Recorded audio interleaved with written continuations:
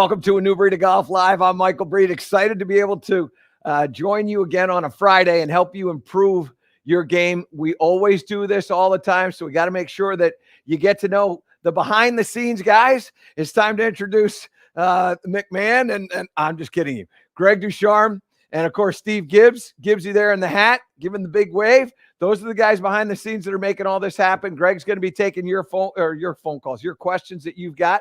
So make sure you get those questions to us.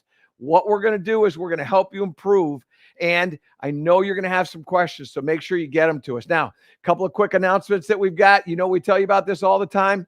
We've got our special blessed poker chip ball markers right here. We don't have any more of the navy, so now there's only these 5 colors left.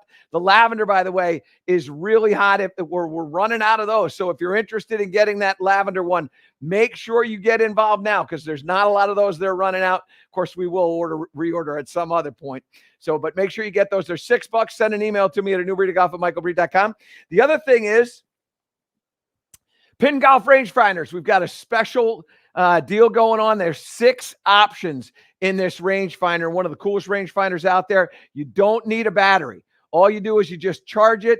It's got, I don't even know what you call the thing. It's not a USB. Gibbsy, what do you call this thing that it charges? Anyway, you just, like your phone charger, whatever it is, take that, plug it into an outlet. 65 rounds this will last you. You don't have to buy another battery ever again for a rangefinder, and you can get $30 off. All you have to do is use code BREED. Go over to pingolf.com, use code BREED, and you can follow them over on Instagram or on Twitter. Now, today, what I want to talk to you about, and one of the things we talked about on the radio show this morning was the importance of the golf ball. We'll get to that in just a second, and the variations of the golf ball and how that, particularly when you're working on your game in the practice mode, how it can really affect your performance on the golf course. So I'm going to talk about that in just a second. But what I want to talk to you about is, and what we teased you with, this idea of the in-between shots and how in-between shots can really kind of confuse you. In fact, one of the things that you all do when you're in an in-between shot situation, this is what you do, and you've done this forever. You've been told grip down on the club. So you get in, you grip down about 2 fingers. You get in here and you go, okay, I'm expecting this ball to not go as far or as fast as when I hit it when I'm at the full length of the club. So you get in here like this, get set up, and then you make this really good contact. And you look up, and the ball not only is not going the 5 yards shorter than you want, it's actually going 10 yards longer than you normally hit it because you hit it so solidly. And all of a sudden, instead of being close to the flag, you're over the green. This gripping down stuff, if you're going to grip down. Go all the way down to here. And I'll tell you why. If we go to a down-the-line shot, my normal position when I bend from the hips, I'm kind of in this spot here. Well, now when I go to this spot where I grip down all the way, and then I go get this, now all of a sudden I have to bend over a whole lot more. And when I bend over a whole lot more, even though I'm going to try to make a full swing, my body isn't going to allow the club or the arms, anything to move as far as it normally would. And so what happens is that we make an abbreviated motion, and I can still swing through it as hard as I want, but I just don't have the length of the shaft in order for the ball to go the distance that it would go if I was swinging full. And so what ends up happening is that golf ball ends up coming out a lot slower. And if it comes out a lot slower, it's going to go a lot shorter. Now, that's an easy thing for you to do, but there's some other things that you can do to assist you with gaining distance on your club. In other words, when I hit this 6-iron, I'll go through it. I've told you this a million times. My ball speed's at 115. My spin rate on it's about 5,200. Like, these are approximations. And this ball is probably going to go in the neighborhood of 175 yards. So I get to my normal address position, target out there like that. I make my swing. And you're going to see this ball, it's almost going to go into that I hit it a little bit to the right, but that thing went about the distance I wanted. It went 177 yards. I juiced it a little bit. That thing went 117 ball speed. So I got that particularly solidly. But again, only 2 yards. And look, if you're standing up there and you want 175 and you get 177, I'm telling you, you're not going to know the difference. But now, how do I get more distance when I'm in that in between? So instead of taking my 5-iron, gripping down and trying to get less club head speed, which is going to create, by the way, a lower apex. And so when you get a lower apex, now what you end up getting is you expand greens. So the descent angle on that shot was 44 degrees. If I grip down and I hit a 5-iron, which has less loft than my 6, if I hit that 5-iron and I grip down on that, my launch angle is going to come down. My apex is going to come down. And ultimately, that golf ball is going to get through the green or into the deeper part of the green, which is going to leave me with a faster putt as I return to the hole. Now, here's what I want you to do. This is something that I was messing around with the other day and excited to be able to explain to you all and why I said, hey, you know what, Greg, we got to show people how to get more out of their clubs. Instead of asking them to grip down more and throttle back a 5-iron, I want to throttle up a 6-iron. I want to throttle up an 8-iron. I want to get more distance from the clubs that I have. So how can I do that? Well, one of the things that I do when I want to hit the ball farther is, and I've told you this many, many times, is I really focus on, and I don't focus on this all the time when I'm making a normal swing. My normal swing, I just hit the ball. But when I'm trying to get a little more distance, now I focus on what's going on with my trail arm and maintaining that bend and that punching. I punch the target. I straighten my arm out right to the target. And when that starts to happen, what I'm going to get is I'm going to get about 5 miles an hour faster ball speed out of the strike, and my club will travel a bit faster as well. So my golf club there traveled about 83 miles an hour on that last swing. Now, what I'm going to do is I'm going to punch the target here. I should get a faster club head speed. I should say I will get a faster club head speed. I should get faster ball speed if I hit this ball in the center of the club face. So we wait just a little bit when this thing pops up. Now, come on up to the, and I hit my target. So that was a great shot. But watch what happens now. So my club head speed went from 83 miles an hour to 84 miles an hour. And that ball speed, remember I told you I play at about 115. That one got to about 119.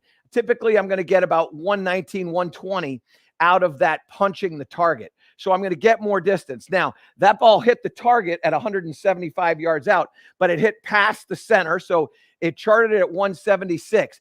But that target's also above the ground. So if that ball had not gone into the target, it would have continued down on its apex and probably would have gone about 182 yards. Okay. I'm going to do that one more time so you can see this. Again, club head speed should be about 84, 85 miles an hour, something like that. Ball speed should be about 120. And launch angle is still the same. It's right around 18, in that neighborhood. I caught that one on the toe. So that one there is actually, it's a little bit better than I thought. So carried over that. A little bit on the toe, but this is, again, a very accurate idea. So my club head speed went down. It didn't quite get exactly what I wanted, 82 miles an hour out of that one. But ball speed went up to 120. So I was telling you, I'm going to get 5 miles an hour ball speed. And then my distance. So I got that to 83.6 in the air, call it 85, because I'm trying to get 10 more yards. So I'm playing 175. I got that thing to 185. It rolls out to 188. But that's what I was talking about before. With the height that target is off the ground, that's similar ball speed. Now I get a little bit more carry out of that. So I've got 10 more yards. 10 more yards out of this 6-iron now. That helps me get rid of the gap. I don't have the gap. What I have is, hey, if I want to get 180 out of this, okay, I'm just going to punch it. If it goes 183, okay, no big deal. Let's try one more. I'm a big baseball fan. So when I do things 3 times in a row, I kind of start to see some consistency and maybe a little bit more confidence. So here we go.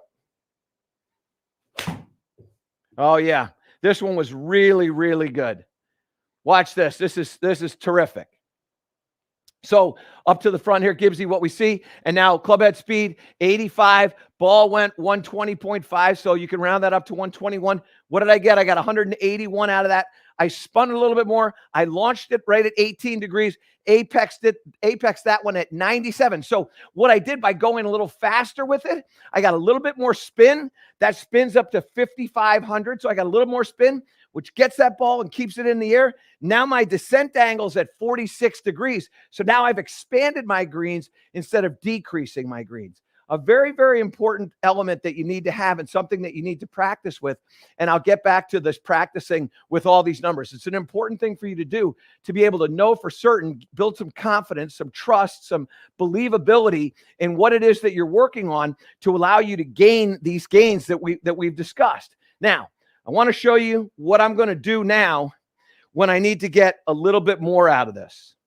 And there are times where, and this is a 2% shot, where what you're trying to do is get even more yardage out of this. And what I might say is that I have let's say I have a middle hole location, and I want to really try to crease one here. Pretty wide green, pretty wide approach. Maybe it's even a left hole location, because what you're going to get is you're going to get a little draw out of this shot. So here's what I do. And this is a simple thing to do. What I'm going to do is I'm going to make my normal swing. I'm going to punch the target. But what I'm going to do is I'm going to move my ball position back. So when I get set up normally, my ball position with let me get centered to that camera there, Gibbsy. So yeah, now you can go in a close-up. So my ball position is going to be about there, which if I'm, again, in the upper body ball position, that's one of the things I always tell you. Ball position is always upper body. We look at the lower body for reference, right? You're looking down, you see this, but it's really what's going on up here. So my ball position with my 6-iron is sort of eyeball, ear, right in that neighborhood. But what I'm going to do now is I'm going to go to the trail eyeball, to the right eyeball. So I'm going back here like this. And when I go back here like this, remember I told you before that my launch angle with my 6-iron is right around 18 degrees, 17, 18 degrees. What's going to happen is now when I move the ball back, I'm going to come into this strike with a little less loft on the club face. So I get a little bit more shaft lean when I get in there. And when I get in there, now all of a sudden, this ball's going to launch a little bit lower. It's also going to have a little bit more draw spin to it, which is going to keep it a little bit lower. It's going to take some backspin off, and it's going to allow this ball to continue to pierce the sky. Now, like I said before, it's not a lot of times I'm hitting this, but it is a shot that you need to have in your bag. So what I can do is I'm going to take a similar club head speed, which again, that one there's about 85. So when I hit this, you're going to see it go about 85, but the ball speed should jump up. My hope is that this ball speed is going to get to about 124 or 125, provided that I hit this solidly. Okay. So ball position goes back, sort of off that right eye, as you can see.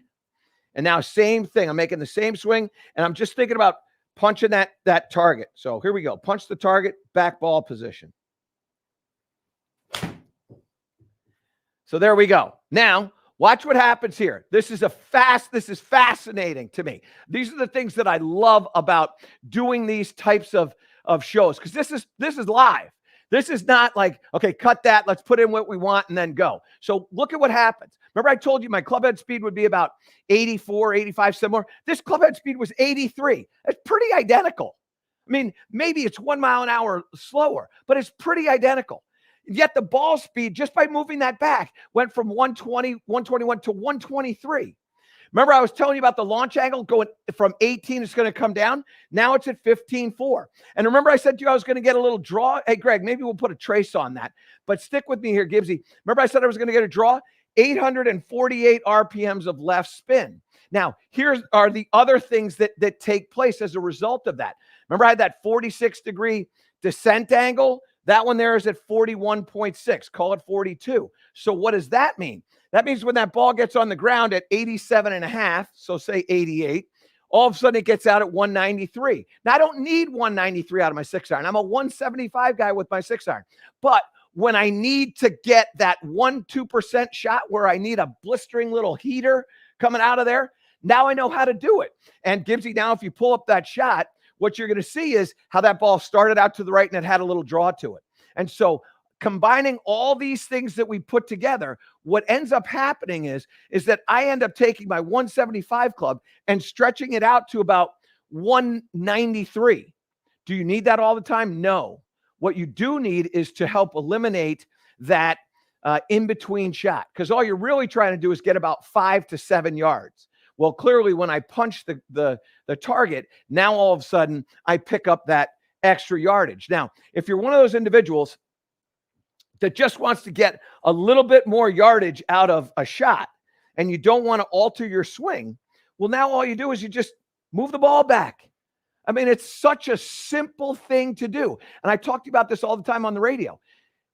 Change the things that you can before you put the club in motion to create the alterations to the shot. It doesn't take any athletic ability. It doesn't take any all it takes is knowledge. And so I go, oh, you know what? If I move that ball back in my stance, you're telling me that I'm going to get a little bit more distance? Yes, that's exactly what I'm telling you. I'm telling you, you're going to alter a launch angle. You're going to alter a spin rate. You're going to alter a descent angle. You're going to alter a distance. So I'm going to put this back again, right eyeball, and I'm going to punch. So there's my punch. Not my best punch that I punched there, but come on up again, because again, we're in that same sort of thing. So I didn't quite get the strike I wanted. 122 out of the ball speed. So I still got faster, 2 miles an hour faster. What did I get? I got 188 on that distance there. I also got a 17-1. So my 17-1, that tells me, you know what? I didn't do what I wanted to do. I tossed that club a little bit more because that thing should be at 15-16. And when that's 15-16, now all of a sudden with that club head speed at 85, which is about what I'm going to get, that thing should get up to about 124, something like that. So I did pretty good, but I didn't do what I wanted to do there. You know what that means? Mulligan. That's exactly what that means. We're going to do it again. Ball's going to go back.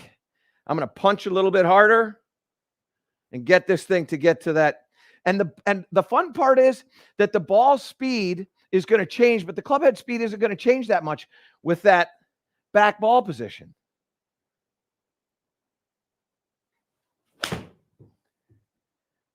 So this one that was a complete gag, an absolute unadulterated gag. And I still got it at my target. Ball speed was still 119. It's not the 115.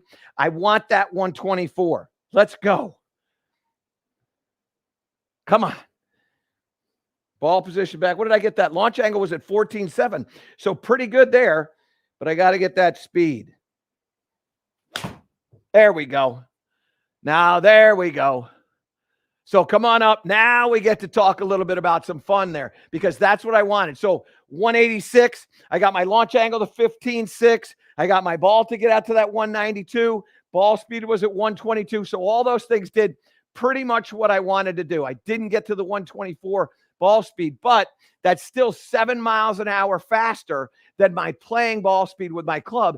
And now all of a sudden I'm stretching it. And the reason why this is important is for the following reasons. One, I'm no longer in between clubs. What I'm doing is I'm making some alterations to create some more club head speed or to create some more ball speed. So when I want more club head speed, I'm punching. When I want some more ball speed without altering what I'm doing with my swing, I'm moving that ball back. And what I'm going to get is I'm going to get varying launch angles. I'm going to get a different spin rate. I didn't tell you the backspin number on that. Again, my normal backspin number, as I said, is like 5,200. I got one up to 55. That one right there is at 48. So moving that ball back and delivering this with a little less loft, 15.6 on the launch angle. Now, all of a sudden, what I get is I get a ball that doesn't quite have the backspin. Similar thing to, hey, I'm going to spin it more with a wedge than I am with a 4-iron. Well, loft is part of the reason as to why that happens. And so when we start moving that ball back, we start delivering the club with less loft. And when we deliver with less loft, now all of a sudden spin rates come down. And when that spin rate comes down, now I'm piercing that out that way. Okay. All right. Before I get to your questions, I want to show you one other thing, because this is always a fascinating thing for me. So on the radio show this morning, I talked to our listeners about how I feel like now, after all the studies that I've done, that practicing indoors in a simulator and having all that information that you get to see, and Gibbsy, if you could pull that up so you can see that, all that information, and that's just some of the information. Now, it can seriously get mind numbing at some point when you have all that. Come on back home, Gibbsy. So it can get mind numbing. But what I can tell you is this, that when you know what you're doing and you really understand what's happening with all these numbers, what I can tell you is that it's much more beneficial for you to practice indoors than it is outdoors. And I know you're sitting there going, really? Like, for those of you that didn't listen to the radio show, really? Yeah, really. Here's why. Because when you practice outdoors, you're practicing with a golf ball that is different than the golf ball that you play. It's a range ball. And depending upon when you hit that range ball, whether it's in May or it's in August or September, whatever, it changes. It's an inexpensive ball that doesn't have the dimple patterns that you need, that doesn't now have the dimples in their pristine shape that they're in when they come out of your packet. So brand new Pro V1X comes out, that ball is going to behave that way and the way I want. And it's not a 4-year-old, Pro V1 that I found in the woods. It's not a tour softball that's been sitting on a range for 5 months or worse. So I want to show you something. I'm taking an AVX right here, and I want you to see just the difference between the AVX and the Pro V1X. So the Pro V1X, when I hit my Pro V1X, I'm going to spin this thing at about 52 to 5,400. I told you about all my numbers, right? Now, what I'm going to do is I'm going to take this golf ball, and I'm not going to do the things that I talked about. I'm just going to make my normal golf swing here. And what I want you to watch is the difference in how this ball flies.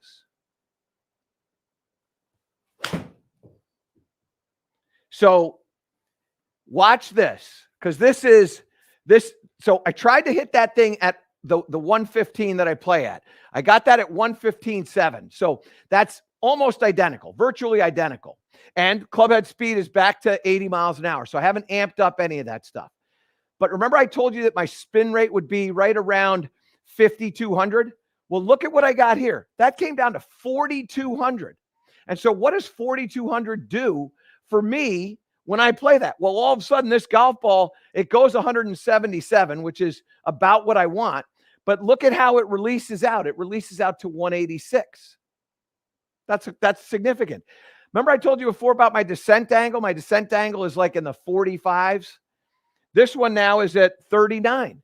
Different descent angle. And what happens is the spin rate changes a whole bunch of stuff. And I didn't even try to go hunting. Well, if I try to go and do what I did before, things are going to change dramatically, particularly when I put that ball back in my stance, which I'm going to do in a second. But the point is, all these things are going to change pretty significantly, okay? Now, watch what happens with this AVX when I go ball back and I punch. Again, what we should see is clubhead speed around 85 miles an hour. And then ball speeds, launch angles, spin rates, total distance, all that stuff is going to change dramatically from my Pro V1X that I play. So ball is going to go into the back. I'm not shifting weight at all. Just going to make this swing and punch. And now I swing and punch. Now, watch what happens to this golf ball. Because this is, of all the things, this is important to understand, and it's related to the practice balls that you're using at wherever your range is. So first of all, remember I said I'm trying to get 85 miles an hour out of my club head. I got 85.7, so pretty good. Now all of a sudden, ball speed went up to 124 on that one, so a little bit faster ball speed. Watch what happens to the spin rate. My spin rate now jumps down to 3820. What does that mean? That means this thing is flying through the air and it is piercing out. I'm not a high spin player, so it's piercing out. So this one landed at 194 and then it rolled out to 204. That's 30 feet of rollout. Why? Launch angle goes to 15. That's when I move the ball back. So that's going to add a little rollout to it. But mostly because of that spin. Big problem.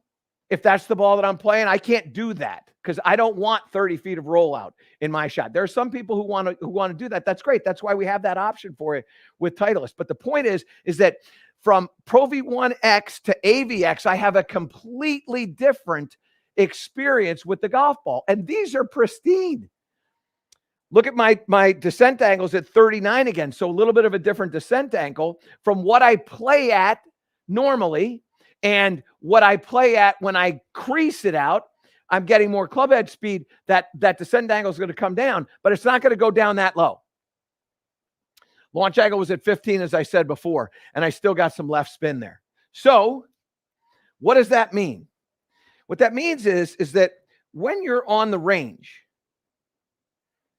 and again, this is going to sound redundant for people that joined us on the radio show, but when you're on the range, what you have to appreciate is the ball that you're using is not going to behave like the ball that you play.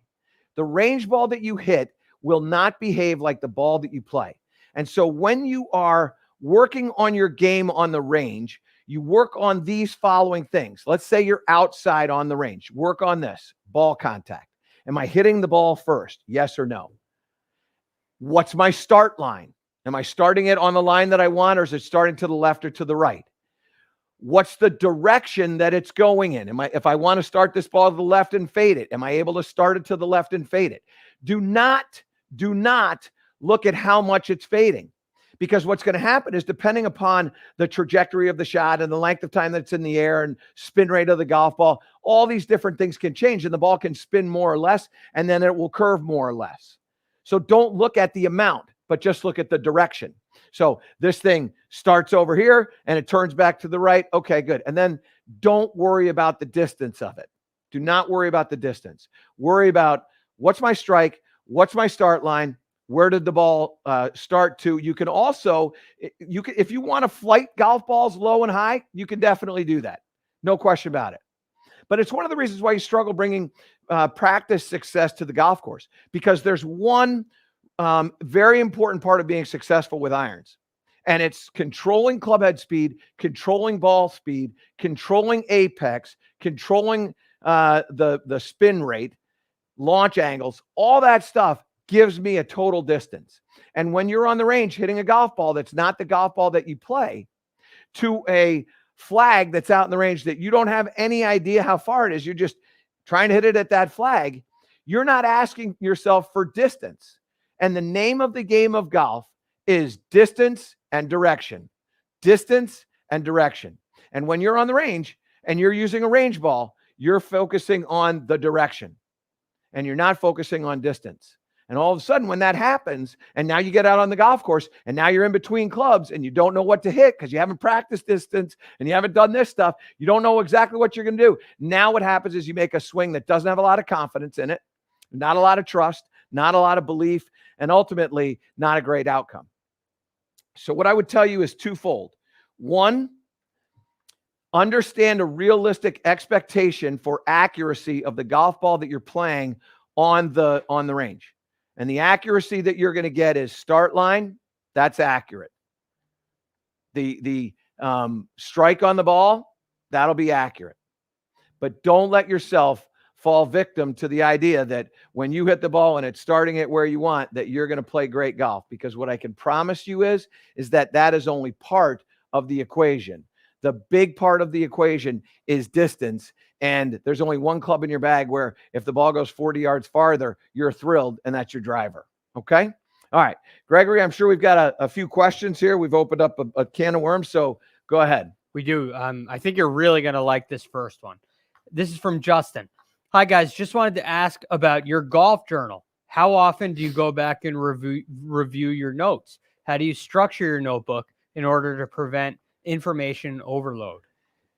So I'm in my journal a lot, and I have sort of my life journal. If you listen to the radio show, I could tell you, in fact, I'll show you over here. I've just got a brand new journal right over here.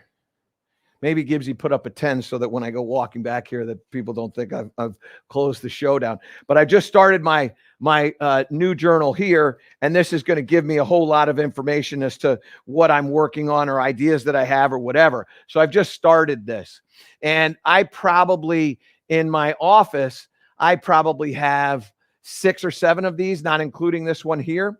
It's a very, very important part of what I would deem success in the game and in life. Relative to my golf journal, that's going to depend a lot on my practice time. But what's in it? What's in it is, I mean, I don't know if you can get a picture of these shoes, Gibbsy, but when I play, I keep track of the shoes that I wear. When I play, I keep track of the time I teed off. Yeah, you want to see that shoe? Look at that. How beauty is that? Yeah, I know. Don't hate me because you're jealous. I love that shoe. Designed by us. Greg and I designed that shoe. This is our Open Championship. The Open Championship we made the shoes for. Yeah. And the honor, well, I know you don't want to see any of that. I get it. I understand. So I'm in that journal making notes of what shoes I'm wearing, what time I teed off, the temperature, all that. So I have a playing part of my journal. Then I have a practice part of my journal. And then in there, I have good shots that I've hit. So that's in my journal. Every single club, like I make notes. Hey, I hit this driver, and I have a database. Greg's heard more than enough of the database of shots that I have in my mind. So when I'm standing over a shot, I can reflect upon a 6-iron that I hit 2 weeks ago to a back right hole location that started right at a tree and faded to the flag. I have that shot.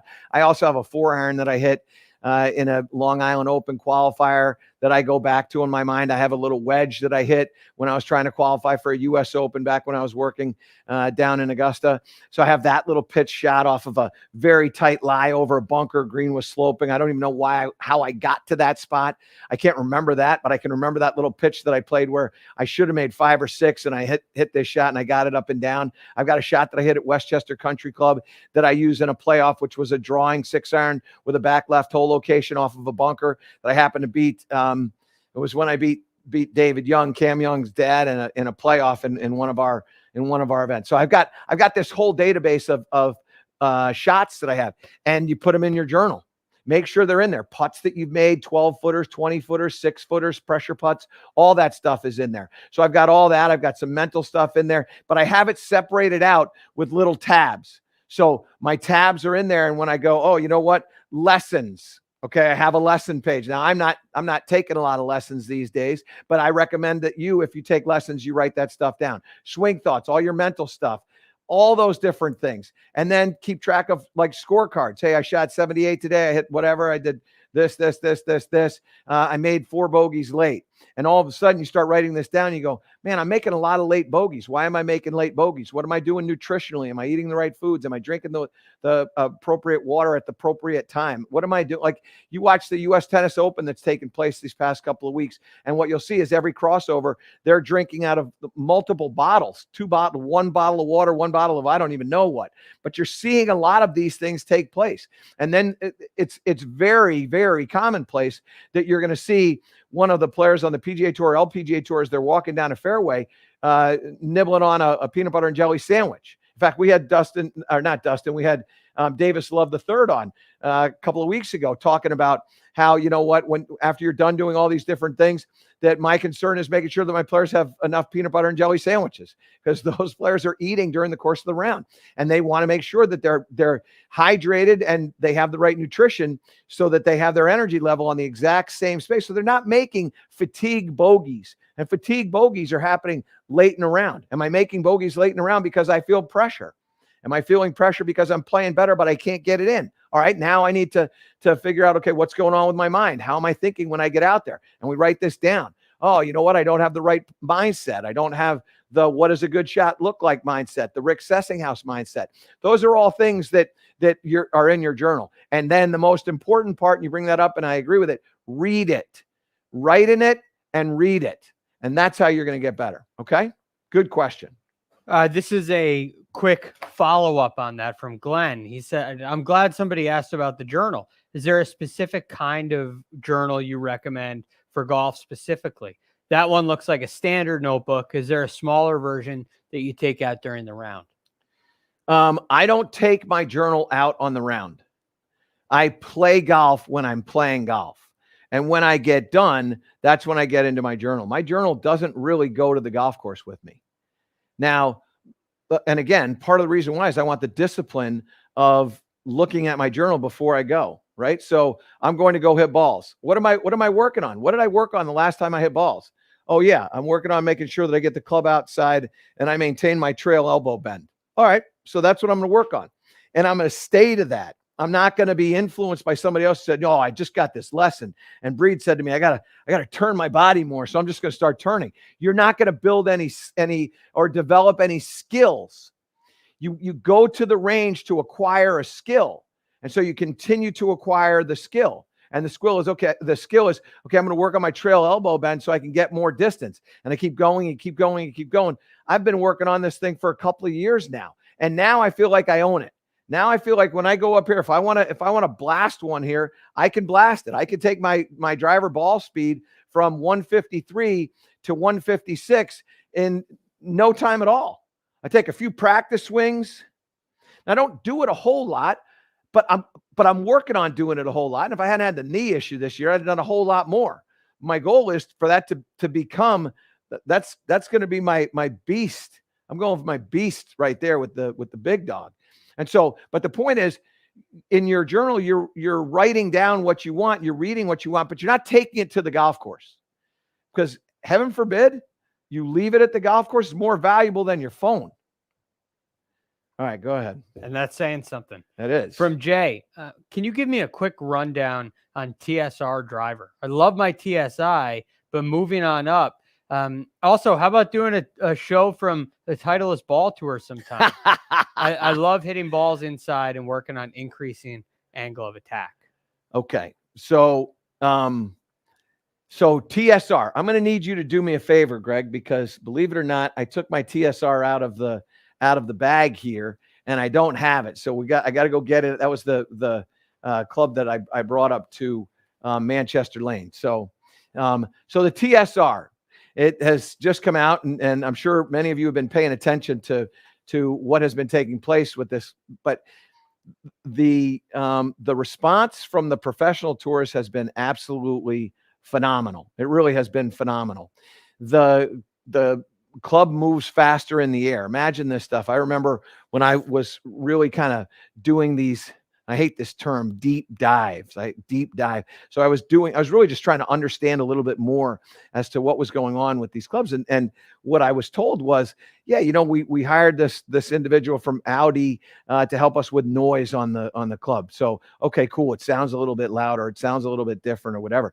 Well, now what they've done is they've gone out and they've hired an individual to assist with just the believe it or not, aerodynamics of this club. Thanks for getting that. And Gibbsy, I don't know if you can take 3 in here and just get a close-up of this TSR, but this has been reconfigured so that it's faster. And what has happened for me, there you go close right in there. Look at this thing here. This is a beautiful club. And you know what, Gibbsy, back on out, or just keep that there, but I'm going to get let's see if I've got a TSI here. Yeah, that's a TSI 1. So let me see if I've got a TSI 2, which I believe this is. Yeah, okay, there you go. So now, if you can see those two heads there, they look a little bit different. Yeah, beautiful. So in the TSI 2, the one I'm shaking right here, it's not because I'm nervous, it's shaking. You can see that there's a little bit of a different head shape. There's a little bit more mass down here on that than on this one. You can see that right there. If I hold that up a little bit better. Yeah, you can see that right there. And that's part of the 3 head that they've put into the 2 head. The other thing that they did, go back to that shot again, Gibbsy, if you could, and go zipping right in. I want you to see what they've done with the hosel. This is, you talk about like looking anywhere under the hood to find something. Can you get even closer in there? Yeah, I got to get the light. Okay. Now, do you see this shape that's right here? That's where the Sure Fit system is, right in there. You see that right there? I'm going to try that, keep that. So you can see that as like a triangle configuration. Well, what they've done with this one is they've made that smaller. And what that did was it helped make this move a little bit faster through the air. So here's what I can tell you, because anytime I get asked this question, I must hit a ball. So here's what I can tell you. What I can tell you is, first of all, this is a beautiful looking golf club. And second of all, it's even more beautiful because I can swing it faster. It's in the green. So as I said before, I got to move my pinned rangefinder here, which, by the way, if you jump over to pinned golf, what is it? Pinnedgolf.com, you can get $30 off a pinned rangefinder. Okay. All right. So here we go. Code breed. Code breed. That's exactly right. Code breed. Code breed. Code breed. So when I hit this thing now, what happens is, and they've measured this, you can get up to 1 mile an hour faster clubhead speed. When you get 1 mile an hour and you get a ball that this also spins a little bit less than the TSI. So we take a little bit of spin out, launch it a little bit higher. And now when it gets up there, it's not fluttering, it's actually piercing through. And all of a sudden you get greater distance here. See if I can. I hooked this one. I was trying to hit it hard. That's what happens. I hate when that happens. Okay, let's try it again. I'm not going to go for fast club head speed, but that ball speed right there was about 151. Not bad for a guy that's hobbling around with a bad leg. And I'll tell you, one of the things that did happen for me was I've actually gotten a ball speed now for the first time to 160, which is really fast for me. I'm normally like the 153 to 156 guy, but I was able to, if I, like I told you, 153, and if I juice it, I can get to 156. I actually got one to 160 when I got fit for this club, what it was a couple of weeks ago. Okay, so let's see if I can not hit a shrimper. Yeah, there you go. So that one was really good. And a little bit of a draw. That one there is going to carry about 250. So look at these numbers, because this is, again, I know I drew it. I know it wasn't my best, but I've got a 104 miles an hour of club head speed. That for me, like I'm telling you, I'm normally like a 102, 103, this thing, 104. Not great contact. I got it a little on the toe. Ball speed was at 152. But the other thing, and I'm going to get to in a second, that ball carried 250 and went out to 271. I have been a 260 guy for a while. I'm getting older. It's happening. Okay. I'm not ready for getting put in the ground yet, but I'm getting a little bit older. Okay. And so what's happening is I'm losing a little bit of distance. Well, not anymore. I got this thing, but I got to tell you one of the things that happened there. I told you I got that off the toe, and yet I still got 152 ball speed. What's happening now is that this club, I'm getting faster ball speeds off of mishits than I've ever had. Like hit it in the center of the club face, and I'm going to get 153 to 154 in a normal playing thing. This, I'm going to get 155 out of that ball speed, which is, it amazes me. So my playing ball speed, but when I get a miss hit, which is what I got a toe hit on, I'm still getting a very fast ball speed and very good distance. So I am in love again. I fall in love every 2 years with a new driver. I'm in love again with this TSR, and I'm playing the 2. Thank you for that question. All right, go ahead. All right, this one's from Thomas. To increase my distance, my swing thought is a wider shaft arc in the through swing. Is this a good thought? Well, if you're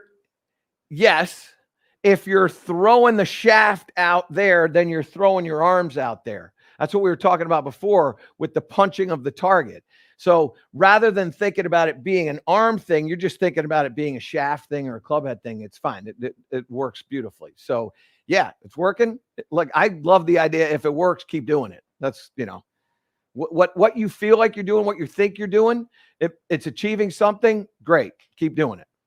All right. This is from Jesse. I'm hitting solid iron shots, but seem to push the ball often. My old miss was a hook that turned into a snap hook. Now I try to hit cuts that turn into straight shots, but I do push them out to the right often. Okay. So it sounds to me like what you've done, Jesse, in your golf swing is control the face a lot better. And I think that that's tremendous. The push is going to come from, and I'm assuming because it's a lot of information, but it's incomplete. Because if it starts right, and then when it's starting to the push side, it then slices off of that push. Now all of a sudden we have a really open club face, and we're not really certain about the path. But if we're hitting sort of a straight shot, which it sounds like you've gotten away from the hook and you're hitting a fade to straight, and sometimes it's a push, then that tells me that the path of the golf club is still working a little bit out. So here's what I would tell you to do. Let's go to a down the line shot here. Here's what I would tell you to do.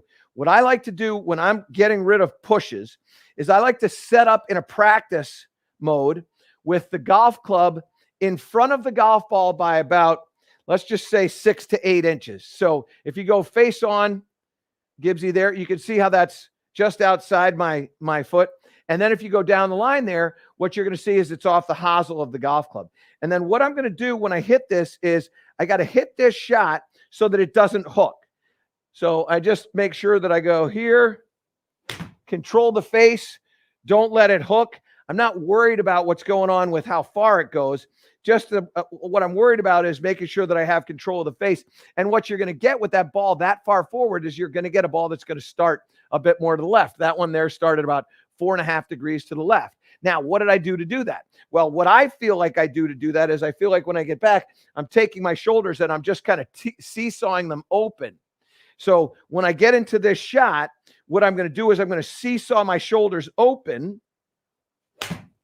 And when I hit that shot with a seesaw open, now what I get is I get a ball that starts absolutely, come on back over here, if you could, Gibbsy. See that horizontal launch, 0.0?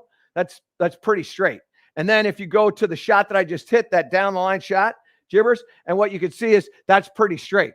And so what happens for me is when I'm thinking about what I want to try to do to get away from the push, I think about seesawing my shoulders into an open position. So I'm going to go seesaw, open, and that takes the club and it brings it a little bit more outside. It's not outside. That ball started dead straight. It's not outside, but it feels like I'm going out to in. I'm going over the top. I'm not.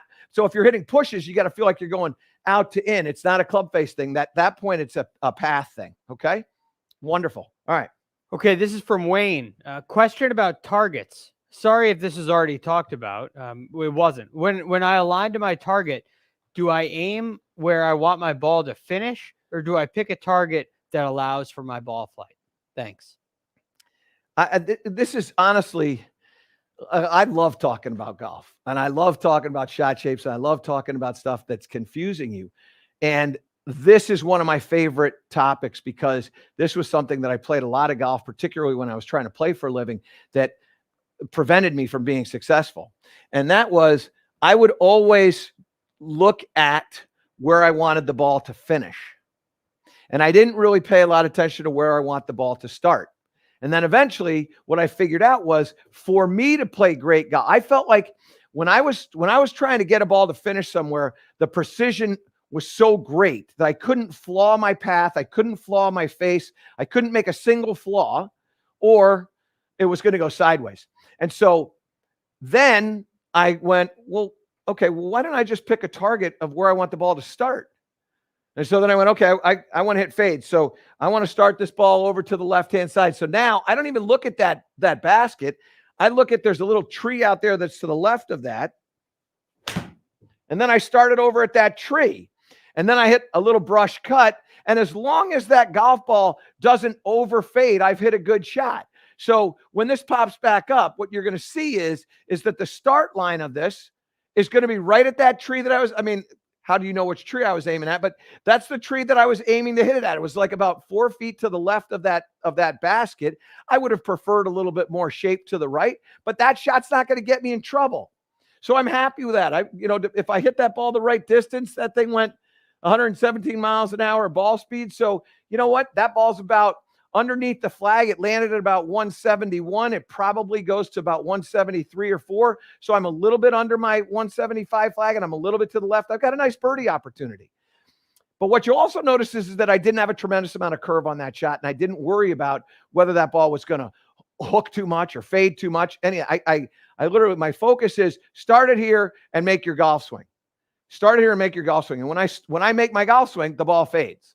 So start it here, make it fade. So what I would tell you is focus on your start line, not where you want the ball to finish, but where you want the ball to start. And then, and this is what I'm preaching about the journal all year long. I've been preaching about that. I'm preaching about this one too. And that is this.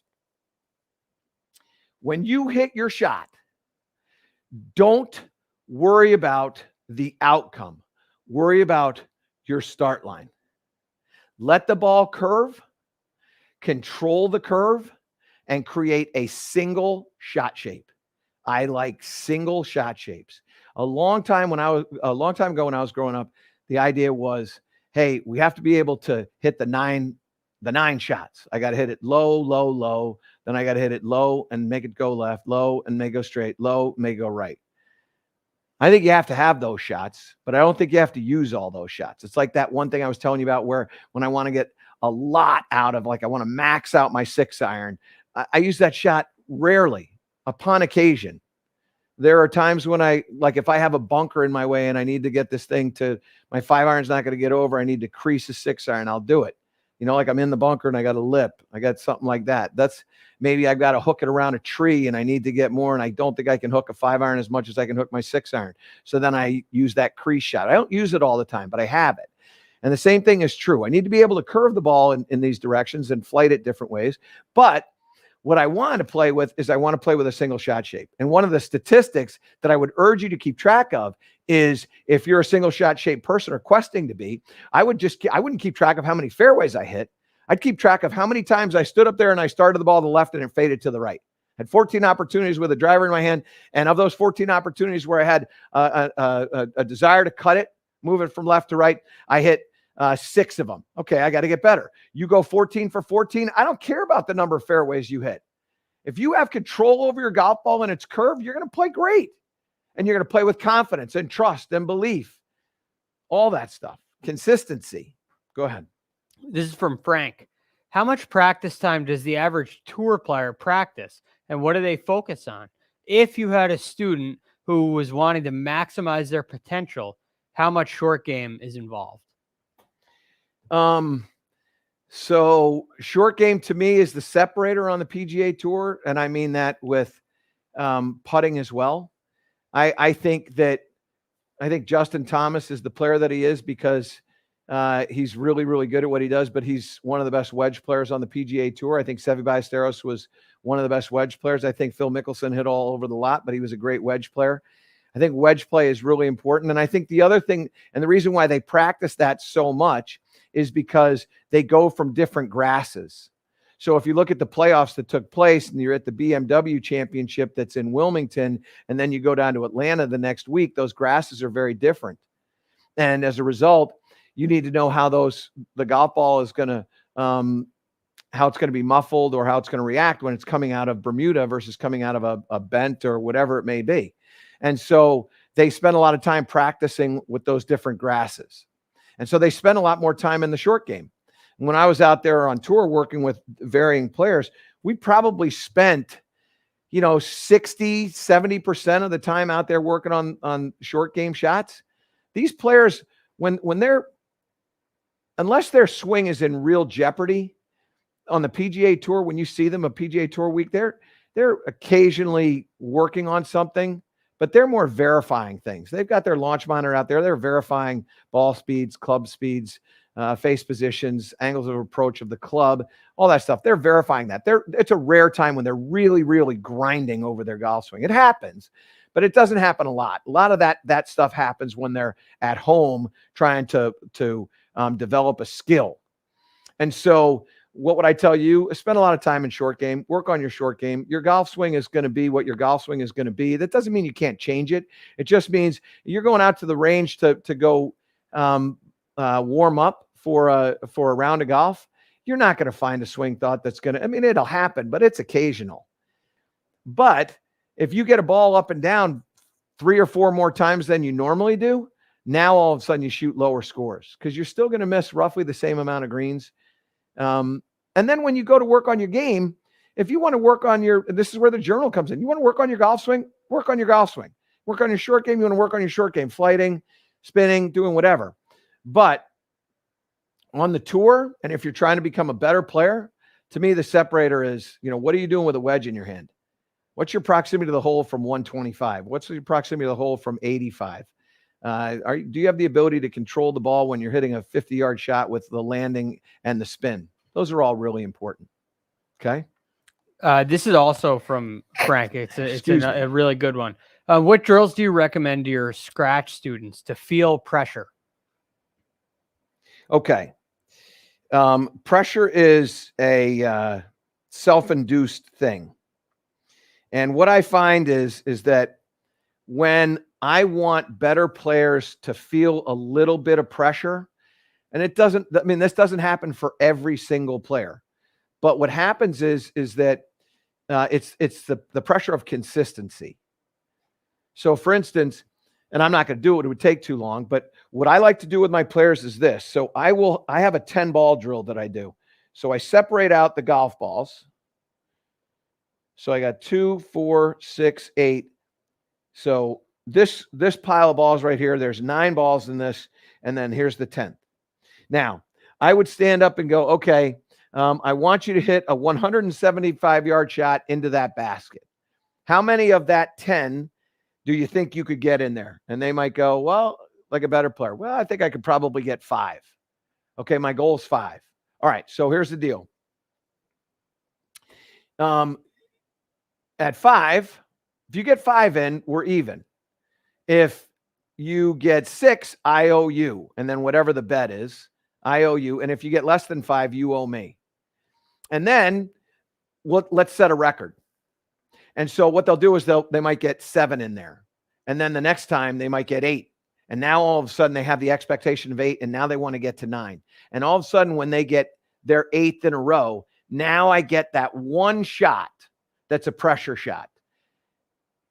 What I find is, and you equate this to putting. If you go out onto the putting green and you try to make, say, 8 4-footers in a row, you might start getting nervous on the very first one, the very first lap.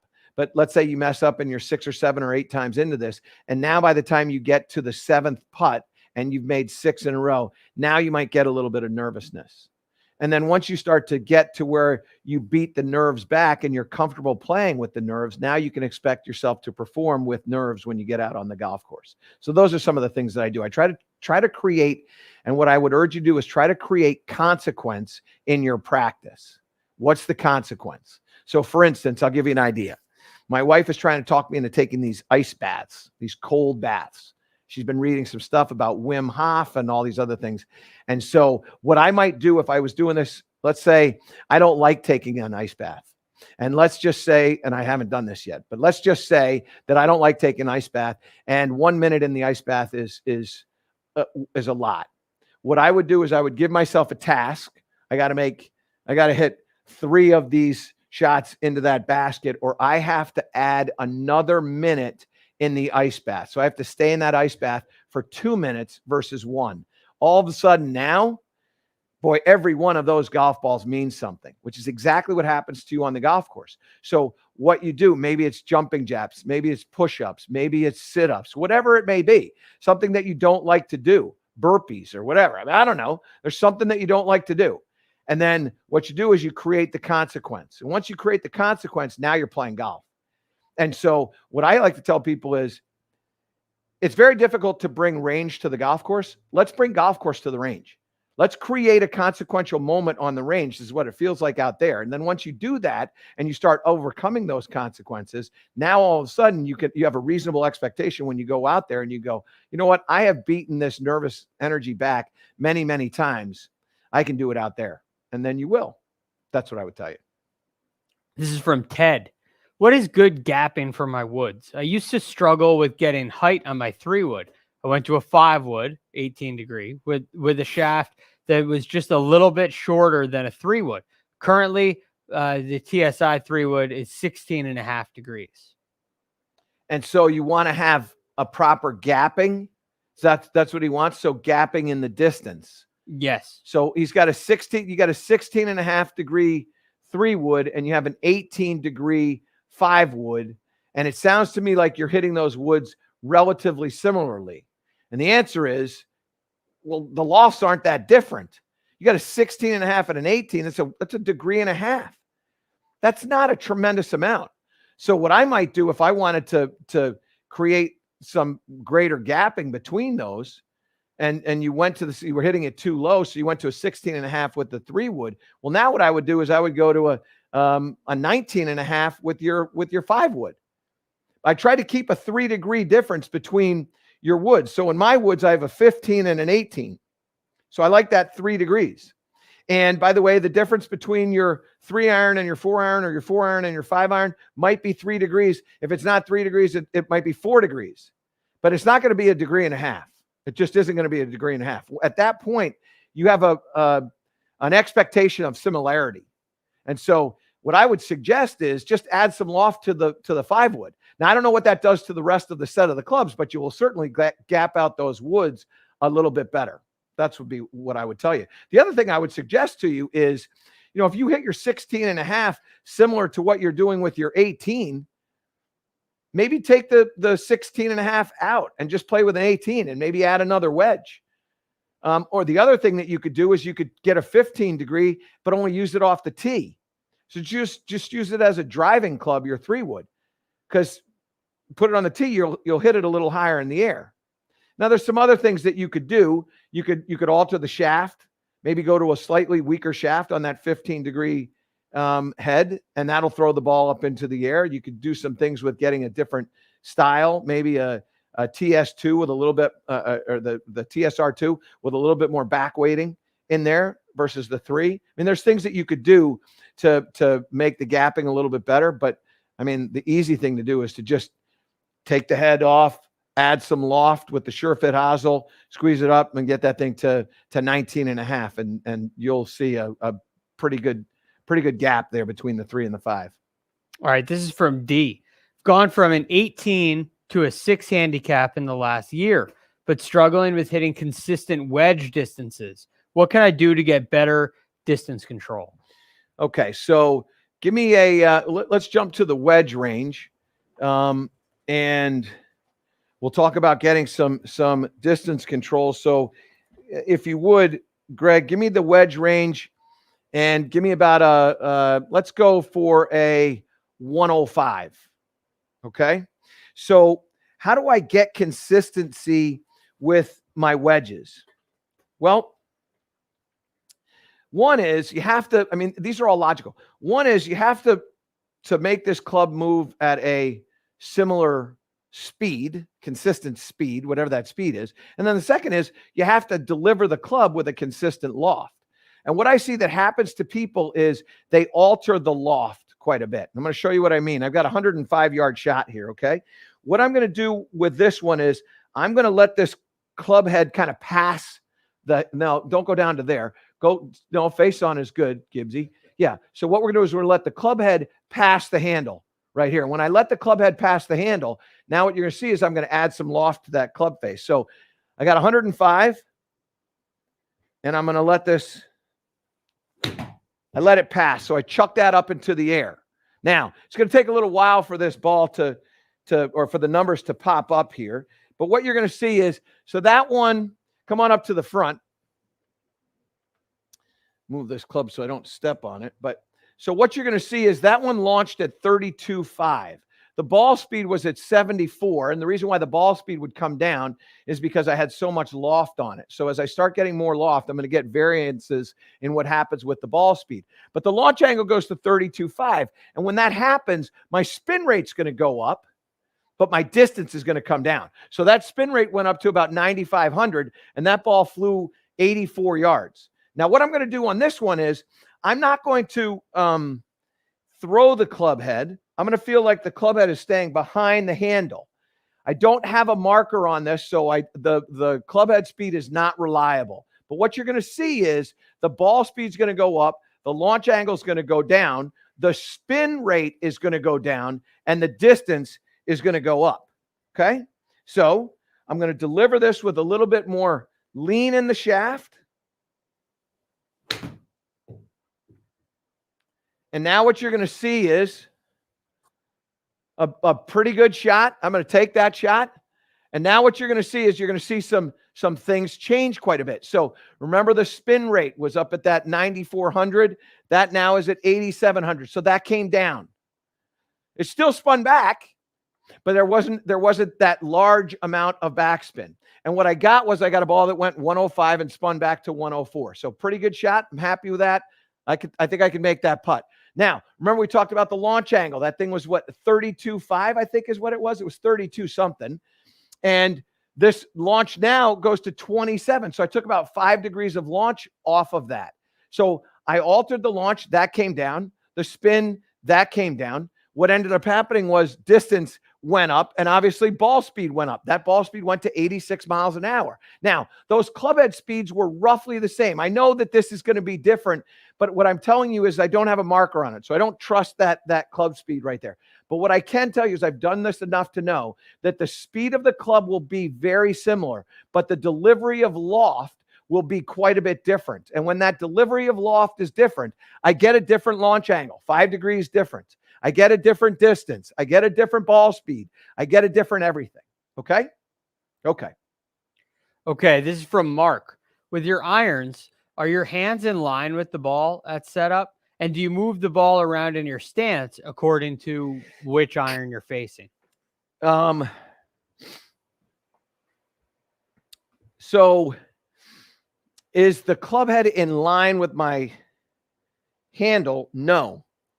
I always have shaft lean at address. This is more of I would say it's a preference. If I have a very strong grip, I might be able to go back like this and go like that. If I have a weak grip, the way you put your hands on the club, that can have an effect on where the shaft of the golf club is and how that's working. But as a rule, what I try to do is I try to take the shaft of the golf club and kind of point it right to my hip, which is right about where my armpit is, right there. And that's kind of the same with everything. So, for instance, if I take my TSR2 and I put that at my armpit, what you can see is that almost looks like the shaft is leaning backward because the ball is forward. But if I go to 6-iron, now ball back, now it looks like it's in line with that. If I go to wedge, I get a similar thing.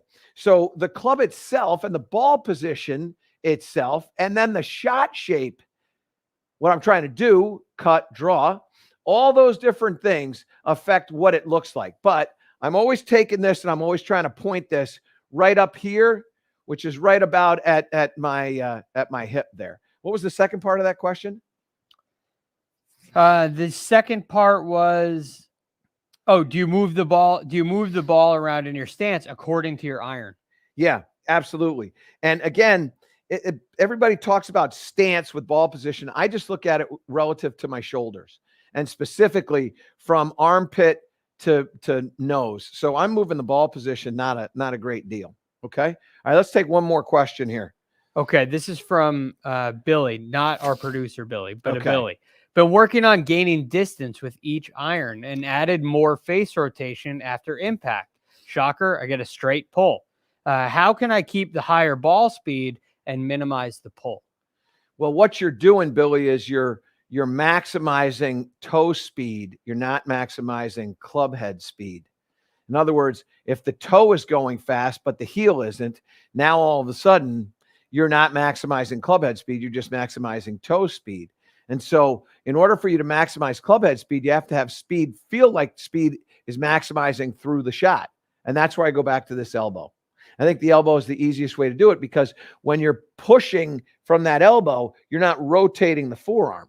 So when I come into this shot and I push out here, now my toe speed is going to happen way past the ball. So what I like to do is I like to feel like I'm keeping my elbow bent for as long as I can and then straighten it out and punch the target. See if I can deliver a good one here with a little bit of a punch at that target. So punch that target. And when you punch the target, now all of a sudden what you're going to get is you're going to get a very fast club head speed and very fast. That ball speed went to 118. Now, I didn't take a huge like a huge cut at it. But what I did do was I just felt like I punched. And so if you can punch, and you can, I'm going to punch with a cut. I'm going to hit a punch shot, not a punch like a low shot. I'm just going to punch the air and cut. Here we go. So there's my punch and there's my cut. Now, come on over here. So what the reason why I wanted to hit that shot was I wanted to show you that when I punched, because that first one drew, I wanted to show you that you can punch, but still keep the toe quiet. And the only way you can hit a cut, Gibbsy, pull up that shot shape if you would. What you can see there is I started it left and I faded it to the right. So what I punched, but the club face was pretty square. And so what I got a ball that started almost 2 degrees to the left, had 635 RPMs of right spin. My club head speed, now I do have this mark. So my club head speed's right at that 85 mark again, which is what I was telling you about early on. And if you didn't get a chance to watch it, go back and watch it.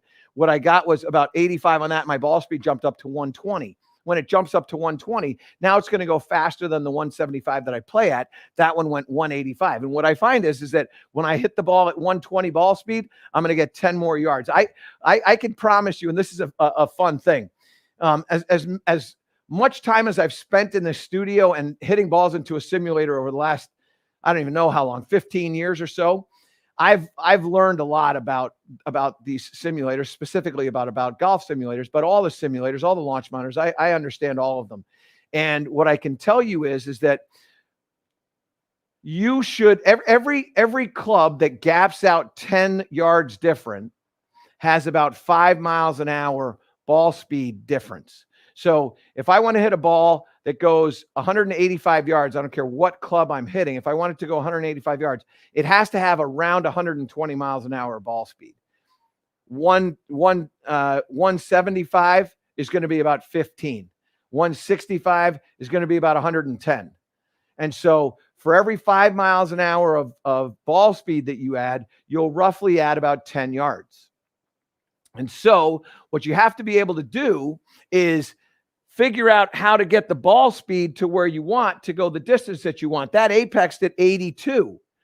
Well, normally when you fade it, you're going to get that thing to go up there at about, I don't know, let's say 90 feet.